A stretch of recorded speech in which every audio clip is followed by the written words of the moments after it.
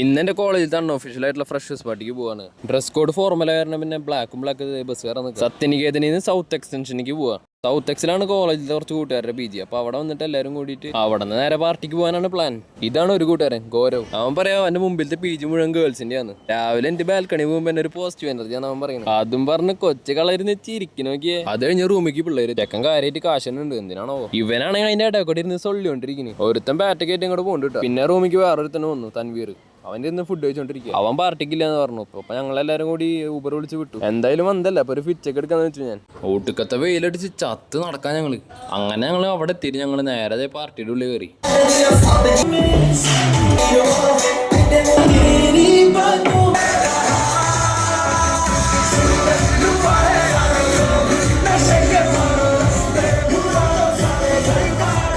എല്ലാവരും ഒരേ മൂഡ്. അത് കഴിഞ്ഞിട്ട് ഗേൾസിൻ്റെ റാമ്പ് വാക്കും കൂടി കഴിഞ്ഞിട്ട് ഞങ്ങളുടെ അൺഒഫീഷ്യൽ പാർട്ടി കഴിഞ്ഞു.